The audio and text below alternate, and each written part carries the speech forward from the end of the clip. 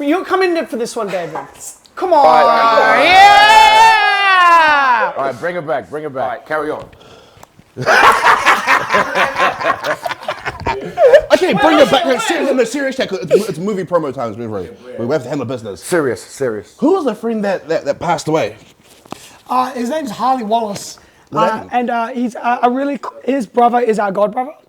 And he's a really close family friend. And he was in our YouTube videos as a kid and when he was growing up. And he really, really looked up to us. Like he lived in Alice Springs and he would drive an hour and a half to talk to me. And he did that 7 times, 7 times. Not for Pound Town, just like driving out there and like to experience it. And he would message how happy he was for us, how much he looked up to us. And then it was like at the start of pre-production for the film and my mum called, she's like, Harley was in a car accident. And I was like, is he okay? And she's like, he passed away. And I was like, what the fuck? Like that rattled me and fucking shook me so much. He was 23. And like I called his mum and it was like the worst sound in the world, which is like her just fucking like screaming and bawling. And it was like, there was no way to process it at all. It was so fucking devastating. And it was, there was no way to sit and think about it, or like we were on set, like we had to do production, like people were flown down, money was getting spent. It was like, these are millions of dollars that are getting spent. And so there was nowhere for the sadness to go except for in the film that we're making. And like scenes that we'd written to be scary, like ended up being really sad. And it changed everything. And it would, like, the film became the way that we sort of processed it and tried to accept it. And then when my co-writer first watched the first cut of Bring It Back, he was like, what the fuck is this? He's like, this is not the movie we wrote. He's like, this is not what the fuck is this? I'm like, I can't even explain it. I was in such a down spot that it made the film like felt it. And so his mum was like talking about him being forgotten and people not knowing his name. And so we talked about having his name and his face at the end of the film. Keep his memory alive. Keep his memory alive. And we flew her down and his brothers down from Alice Springs. So they got to see the Adelaide premiere and they got to watch it. And it's so fucking hard. Like trying to, I was like, I just send him messages now. And even though he's not receiving them, it feels like he is receiving them. And it's, and you feel awful when you're so busy and caught up with something that you don't see someone as much. Or if you miss a message, and then you look back at that stuff, and you feel like such a fucking piece of shit.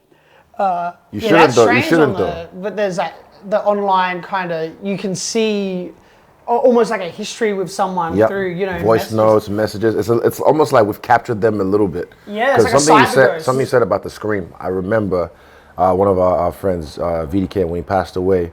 And they brought the body to the house. I will never forget the blood-curdling scream his mom let out when she first saw his body. That thing is burnt in my brain because when it happened, I was just like, I felt my mom.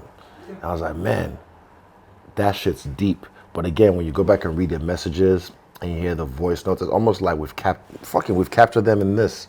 You can still have a little bit of them, as part of our life. But yeah, that bit when you said that, it resonated with me. And even through the movie, there was bits that I felt like were scary, but were sad, and I was just like, okay, I see what you mean. Now this is a personal movie because you feel connected to the character. And again, there was more. I felt like in the movie there was more depth. Maybe because there was less characters, there was more depth to each character.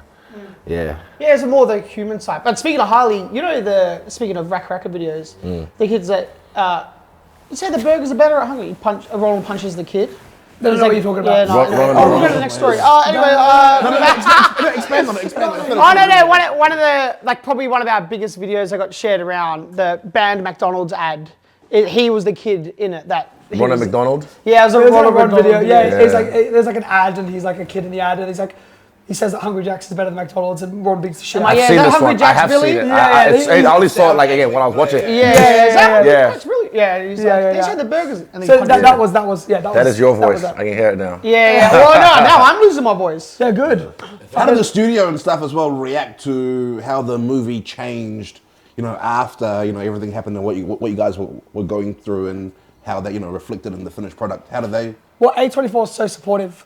they were as hands off as we wanted them to be, and then as hands on. Like they were there for feedback when we asked for it, but like whatever we wanted, they gave us. Yeah, they're the best. They're literally the best company. Any other studio would have been like no, we have to change this. Oh, we're doing these like test screenings, change that. They were so fucking supportive of everything that we wanted to do. Yeah, they choose artists that they like, and then they just let them do their things. Because I remember getting told so many times by everyone, "Oh yeah, you got lucky to talk to me, but next movie there's going to be no." Who told you that? Hey. No, It was Cut them off. Those but it's a thing of once you start getting studios involved and they go, okay, now it needs to be this, kind of like we were saying before, like to protect their investment. A24 is not like that. It's filmmaking by committee at those places. Yeah, but it's like this one, they're like artists. Okay, you're a director that we like working with. We're going to trust you. Yeah. They did Aussie brand? A24? No, they're New York based, right? New York, okay, LA. I see, okay, Yeah, if you look at their filmography, they're amazing movies because they're so Uncut authentic. Gems or Moonlight and things like that. Like Uncut Gems. I haven't seen that. I know the Uncut Gems. That's not from that movie. Is that what? Adam Sandler, yeah. But no, there was a meme about it. I think it was, what's her name? Kanye West's wife? Was it? Ignore me. I just had a meme about it. Yeah, so I can hear that. That's how I just felt before. That's nothing. You know that? I'll find it. Luca, put it in. I was Josh Safdie's muse when he wrote Uncut Gems. Right. Do you know what I mean? Like, Put it in. But so the movie was supposed to be scarier than it was. It is scary. Because the movie, because you changed some scary Oh, ones. just there were beats that were like that were meant to be played for the horror, and they got played for the emotion. Towards the end. Yeah. When she was defrosting her. Hey, spoiler alert. Put it in the microwave. Speed that up. Nah, there was bits in the movie that definitely, because again, I sat right there, so I wanted to feel the full experience. And there was that bit where Wendy, you know who Wendy is? And I was just like, I remember I went, no! Oh my God. Yeah. And oh man, bruh, I don't want to say too much because you can't. We'll edit it, man. Yeah, when she got hit with the car, like that. That's my favorite scene. The build up, this when Laura has nowhere to run anymore. Yeah. It's like she's been found out. And she's trying to plead with Wendy. Let go of me. Yeah. Get the fuck off me. Yeah. And she's like, yeah. And she was going fucking nuts. You casted her. Where said she was from as well? The mum. Paddington the bear. Okay, that's where she's from. Yeah, Paddington. Very well casted. Yeah, like she was in Wonka as well as Timothée Chalamet's mum.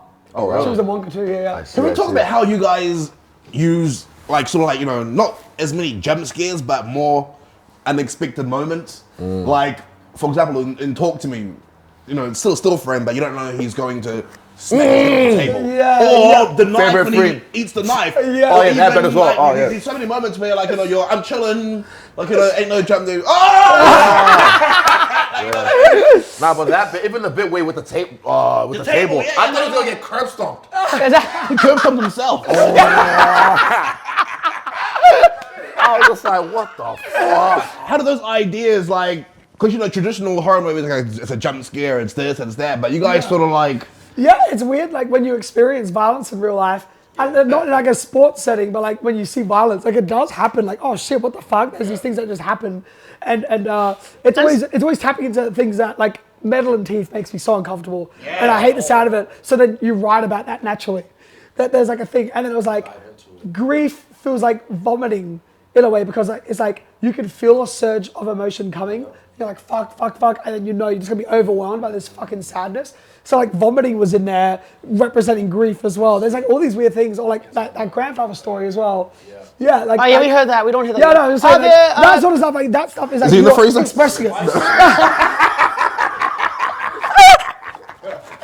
No, I'm sorry. What is that?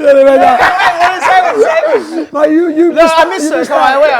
I feel like we've been cut out of the combo here. There's going to be a fucking 2v2 tag team match. Hey, I'm in the cuck chair just watching this happen. Yeah, Izzy's like in the... Yeah, nice. Yeah. Talk about your granddad again. Was it?